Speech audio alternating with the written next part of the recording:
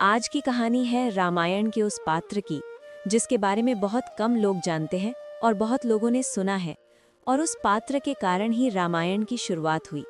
ये कहानी है शांता की, राजा दशरथ की बड़ी बेटी की, जिसे राजा ने दान कर दिया था। आइए जानते हैं पूरी कहानी कि शांता ने रामायण की शुरुआत कैसे की। अयोध्या नगरी अपनी समृद्धि, मर्यादा और धर्म के लिए प्रसिद्ध थी। सरयू नदी के किनारे बसी ये राजधानी राजा दशरथ के शासन में सुख शांति से फल फूल रही थी। प्रजा संतुष्ट थी, राज्य शांत था, लेकिन राजमहल के एक कोने में एक ऐसी खामोशी थी जिसका भार केवल राजा दशरथ और रानी कौशल्या ही जानते थे। उनके यहाँ पहली संतान ने जन्म लिया था, एक सुंदर, कोमल और अत्यंत शांत स्वभाव की कन्या। उसका नाम रखा गया शांता। शांता राजा दशरथ की पहली संतान थी और श्री राम की बड़ी बहन। कौशल्या जब शांता को गोद में लेती तो उन्हें लगता मानो अयोध्या की सारी शांति उनकी गोद में सिमट आई हो। शांता बचपन से ही अलग थी। वो अधिक बोलती नहीं थी, अधिक मांगती नहीं थी, बस चुपचाप सब देखती और हल्की सी मुस्कान बिखेर देती। परंतु भाग्य ने शांता के लिए एक बिल्कुल अलग मार्ग चुन रखा था। राजा दशरथ की एक बहन थी, वर्षिणी, जो अंग देश के राजा रोमपाद की पत्नी थी। वर्षों बीत गए पर उनके यहाँ संतान नहीं हुई। उस युग में संतान का होना केवल वंश का नहीं बल्कि धर्म और उत्तरदायित्व का प्रश्न भी माना जाता था। एक दिन राजा दशरथ ने अत्यंत कठोर निर्णय लिया। राजधर्म और कुल धर्म के पालन हेतु उन्होंने अपनी पहली पुत्री शांता को दान कर दिया, अपनी बहन वर्षिणी को। ये निर्णय आसान नहीं था। कौशल्या की आंखों से अश्रु बहते रहे पर उन्होंने कोई विरोध नहीं किया। राजा दशरथ का हृदय भी टूट रहा था, किंतु वे जानते थे कि कभी-कभी धर्म का मार्ग मनुष्य के मन से अधिक कठोर होता है।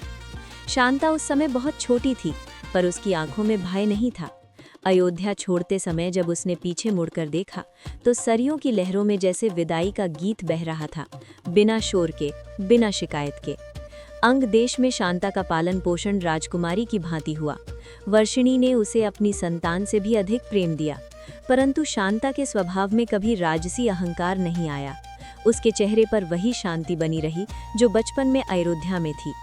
समय बीतता गया और शांता युवती बनी। उसी समय अंग देश पर अकाल का संकट आ पड़ा। वर्षा रुक गई, धरती सूखने लगी। तब राज दरबार के विद्वानों ने कहा कि जब तक ऋषि ऋष्यशृंग इस देश में प्रवेश नहीं करेंगे तब तक वर्षा नहीं होगी। ऋष्यशृंग एक महान तपस्वी थे, इतने पवित्र कि उन्होंने कभी किसी स्त्री को देखा तक नहीं था। उन्हें गृहस्थ जीवन की ओर लाना असंभव सा प्रतीत होता था, परंतु यहाँ भी भाग्य ने शांता को ही माध्यम बनाया।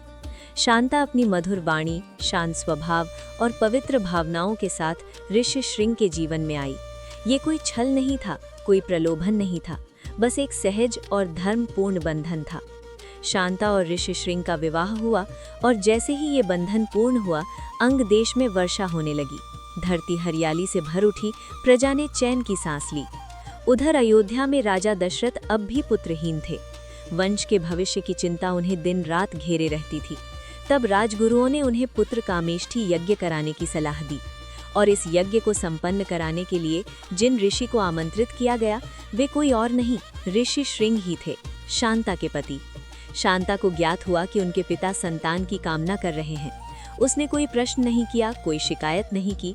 उसने इसे अपना कर्तव्य माना और अपने पति के साथ अयोध्या आई, वही अयोध्या जिसे वो बाल्यकाल में छोड़ आई थी। पुत्र कामेष्ठी यज्ञ संपन्न हुआ, अग्नि से वरदान प्राप्त हुआ और उस यज्ञ के फलस्वरूप अयोध्या को 4 पुत्रों की प्राप्ति हुई, राम, लक्ष्मण, भरत और शत्रुघ्न। ये एक अद्भुत विडंबना थी। जिस पुत्री को वंश की रक्षा के लिए दान किया गया था, उसी पुत्री के माध्यम से वंश को उत्तराधिकारी प्राप्त हुए। शांता ने राम को कभी बहन के रूप में नहीं पाया, न उनके साथ खेली, न उनके साथ पली बढ़ी, किंतु शांता के बिना रामायण का आरंभ ही संभव नहीं था। शांता ने कभी युद्ध नहीं लड़ा, कभी वनवास नहीं भोगा, कभी राज सिंहासन नहीं संभाला। उसने केवल कर्तव्य निभाया, बिना प्रश्न किए, बिना शोर किए। शायद इसी कारण रामायण में उसका उल्लेख कम मिलता है, पर सत्य ये है, शांता वो पहली कड़ी थी जिससे रामायण का धर्म चक्र घूमा। वो शांत थी, पर उसका त्याग अनंत था, और जब भी रामायण की कथा आरंभ होती है, यदि ध्यान से सुना जाए तो उसके पहले पृष्ठ पर एक नाम चुपचाप चमकता है, शांता।